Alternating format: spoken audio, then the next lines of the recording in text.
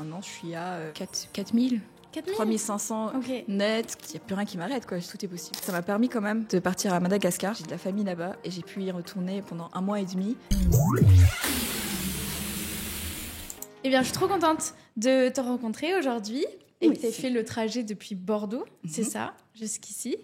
Pour ceux qui nous écoutent, est-ce que tu pourrais déjà te présenter et raconter un petit peu ton parcours, donc ce que tu faisais en fait avant de rejoindre Liberté Digitale et aujourd'hui également? Ok, je m'appelle Yana, j'ai 27 ans et en fait, mon parcours, alors avant Liberté Digitale, j'ai fait un master en innovation sociale et développement territorial. Ok, c'est c'est quoi le truc, personne ne sait ce que c'est. Même moi, j'ai du mal à l'expliquer et personne ne saurait dire ce que c'est. Mais en gros, c'est un parcours qui te permet un peu à travailler sur le développement territorial, bosser avec les mairies, les communautés de communes ou encore des associations. Donc en fait, de base, je voulais vraiment faire un parcours un peu plus développement du territoire, comme ça, parce que je viens de Madagascar et en fait, de base, je voulais faire ça pour mon pays. Et entre-temps, je suis allée au Canada. J'ai rencontré mon copain et en fait on a eu ce rêve fou d'acheter un school bus, genre les school bus à l'américaine là, je vois. Truc des colis là, et on l'a retapé et on s'est dit on va faire le voyage tout le Canada, États-Unis, Mexique. Incroyable. Et du coup on a fait un petit tour comme ça à la rencontre du coup d'initiatives qui font quelque chose au quotidien pour avoir un impact positif sur la planète. Et du coup ça a commencé comme ça, le petit déclic.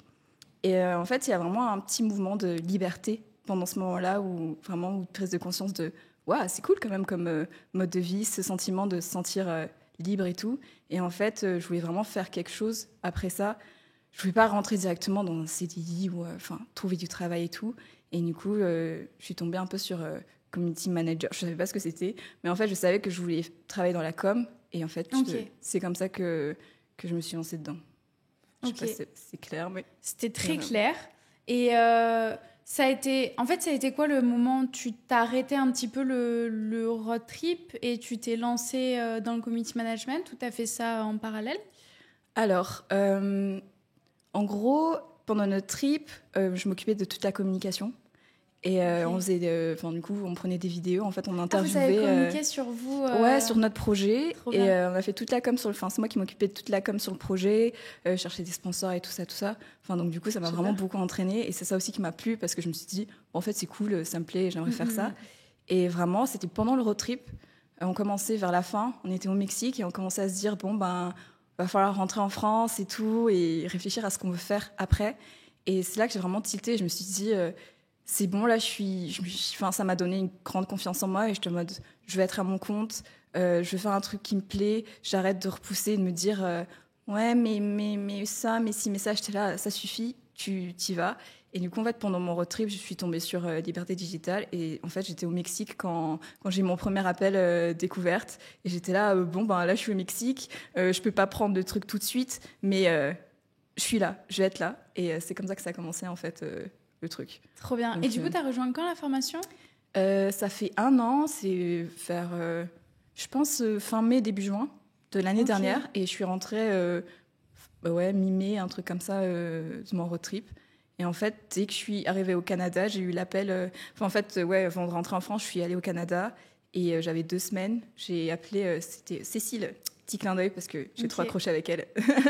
Et on a eu notre appel et puis je lui ai dit, let's go. Et en fait, quand je suis rentrée en France, j'ai réglé mes trucs et direct, j'ai commencé la formation. Trop bien. Et ça s'est passé comment, justement, tes débuts dans la formation ?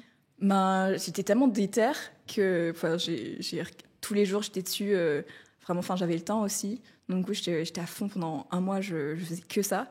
Et j'étais tellement motivée que je faisais tous les exos, les machins, tout. Parfait. Et, très bonne élève. Mais ouais. Mais bonne et pas bonne en même temps parce qu'il y avait quand même le petit stress derrière. Et quand tu te lances et puis des fois, ça fonctionne pas trop. Puis du coup, il y a beaucoup de remises en question de se dire...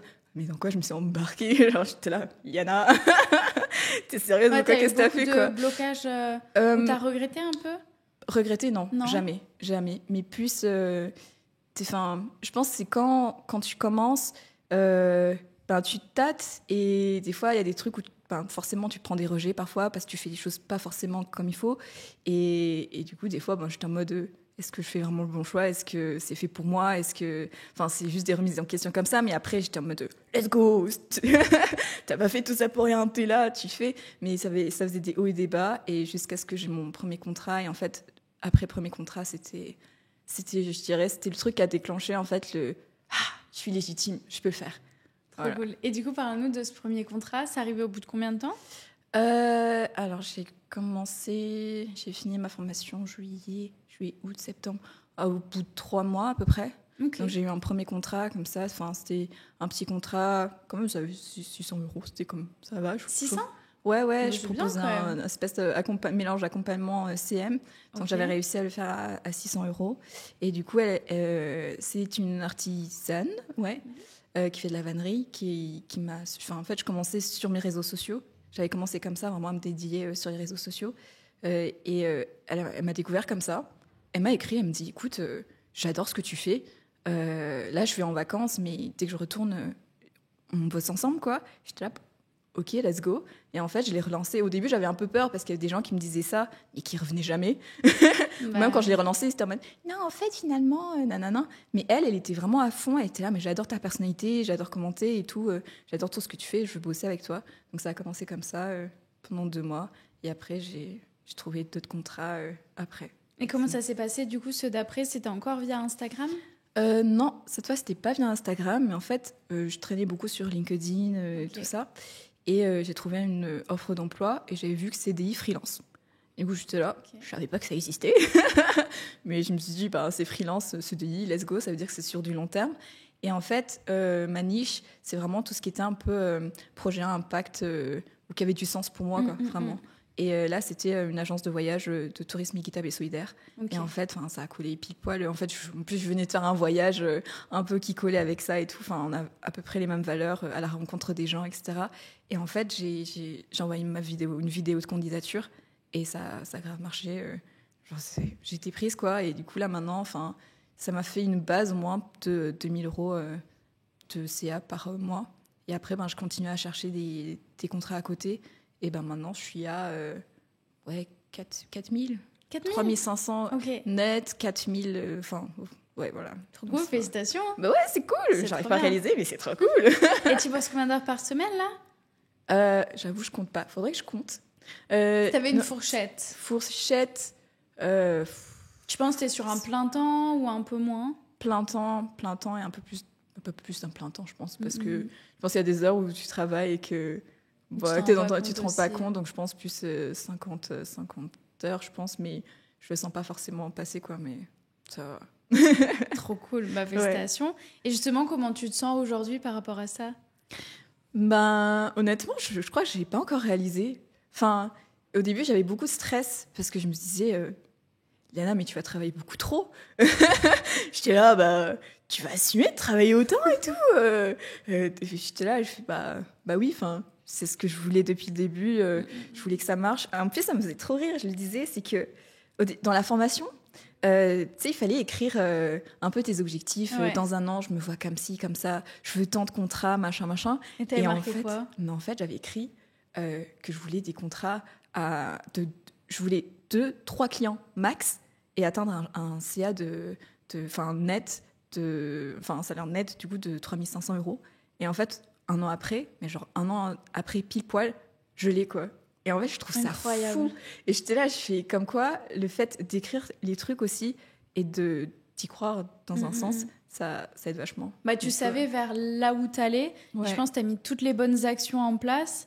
Et même toi, tu vois, aujourd'hui, te dire « Ah ouais, là, c'était ça que je voulais. Ok. » C'est hyper gratifiant. Et même, maintenant, je me sens beaucoup plus légitime dans ce que je fais, quoi. Et je me dis « Ok, c'est cool. Ok, genre, je t'ai fait... c'est pas forcément je t'ai faite pour ça, mais j'ai fait le bon choix et tout. Et du coup, c'est trop bien. Trop cool. Et là, tu continues de voyager et travailler en même temps ou t'as arrêté les voyages? Alors là, on va dire que je me suis plus concentrée sur la France. Donc comme j'ai ma famille, elle est à Bordeaux, mais en fait j'habite dans un bled paumé dans la Drôme.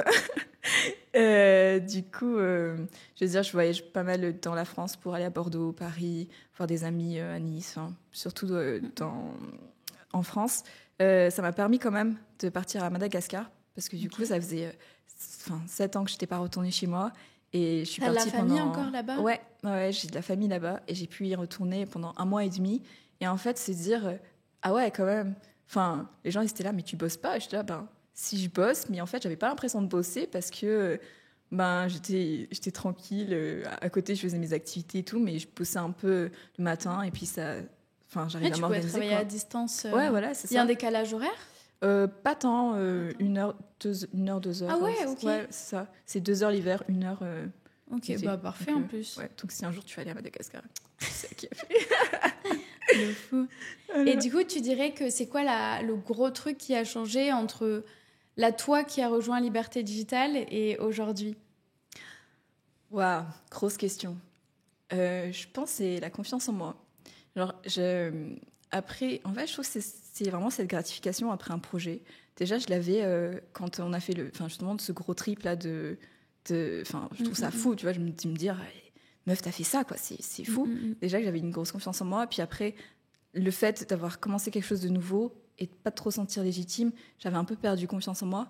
Et là, maintenant, d'avoir fait ça et d'arriver là, je me dis, en fait, tu peux tout faire. Donc là, genre, il n'y a plus rien qui m'arrête, quoi. Ça. Donc je pense que ce qui a changé, c'est ça, c'est vraiment le mindset de se dire, tout est possible. Et là, c'est quoi tes objectifs? C'est quoi la suite jusqu'à la fin de l'année ou même dans 1 an, si on se revoit ici? Ce serait quoi les objectifs? Gros objectif, c'est, je pense, je vais me lancer mon agence de com. Ok. Parce que, en fait, genre là, je bosse pour 2-3 clients max. Et en fait, j'ai tellement envie de bosser pour tellement de projets. Enfin, de base, j'ai envie de faire ça. C'est justement pour tous ces projets où tu n'as aucune visibilité, alors que c'est des projets de pépites. Enfin, franchement, quand on a fait notre petit tour Canada, Mexique, tout ça, on est tombé sur des projets. Mais j'étais là, je fais, mais pourquoi personne ne connaît ces projets-là? Enfin, vous faites des trucs géniaux pour l'environnement, la préservation de la nature. Enfin, c'est dans le thème, en plus, tout ce qui est changement climatique. Vous faites des actions concrètes. Et pourquoi on ne vous connaît pas, quoi? Et du coup, je me dis, il y a tellement... En fait, leur problème, c'est la communication. Mais vraiment, ils disent, non, on ne sait pas comment faire. Et en fait, je me dis, je veux faire une agence pour eux, quoi, pour toutes ces petites structures, ou leur donner un accompagnement et leur dire, OK, vous n'êtes pas tout seul, let's go. On va faire tout ce qu'il faut pour... Et du coup, déléguer, avoir une équipe... Ouais, j'aimerais trop parce que là, ça me plaît de faire tout le truc création, etc. Mais je me rends compte aussi que c'est hyper épuisant parce qu'on te demande quand même d'être créatif un peu à longueur de journée, tout le temps. Et je me dis, même si j'arrive à trouver des idées par-ci, par-là, nanana, en fait, au bout d'un moment, je pense que je vais quand même m'épuiser, même psychologiquement. Surtout, tu vas avoir plus d'impact. C'est ça. Et donc, plus de personnes. Ça, je me dis, du coup, le fait de déléguer, d'essayer d'avoir d'autres personnes dans mon équipe et tout, qui peut-être que ça peut me stimuler aussi et en fait me concentrer aussi sur, du coup, autre chose et développer aussi mes compétences, quoi. Pas juste rester sur du CM et essayer de chercher autre chose. Donc, voilà. Ok. Et du coup, j'ai une dernière question pour toi. C'est, imaginons, là, il y a quelqu'un qui regarde cette vidéo, qui hésite à rejoindre la formation. Qu'est-ce que tu pourrais lui dire? Let's go. Franchement, go. Parce que, je sais pas comment expliquer, en fait, la formation, c'est un outil. Mais c'est un bel outil. Et ça va vraiment dépendre de comment la personne l'utilise. Donc moi, je dis, allez-y. Parce que moi, j'y suis allée. Et voilà où j'en suis, quoi. Mais par contre, il faut bosser derrière, quoi. Ça, je veux vraiment le dire, parce que des fois, les gens, ils achètent des formations et ils pensent que, hop, je la regarde et ouais, miracle, tada, 3500 € dans mon compte, c'est génial. Mais en fait, pas du tout. Il faut bosser derrière, il faut y croire. Et franchement, allez-y, let's go. Et let's go.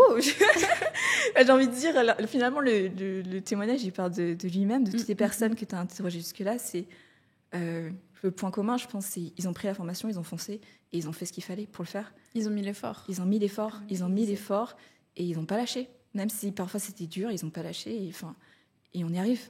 Donc voilà, finalement, dans tout ce qu'on fait, finalement, c'est le mindset qu'il faut avoir, quoi. Voilà. Trop cool. Merci à toi. Plaisir. On se revoit dans 1 an avec ton avec agence carrément. Communication. Je note, hein. Et j'espère. En tout cas, c'était trop bien de t'avoir ici. Merci d'être venue depuis Bordeaux et d'avoir pris ton temps pour pouvoir partager ton parcours, ton expérience. Et j'espère motiver, inspirer et enlever les blocages des femmes et du peu d'hommes aussi qui nous regardent. C'est vrai.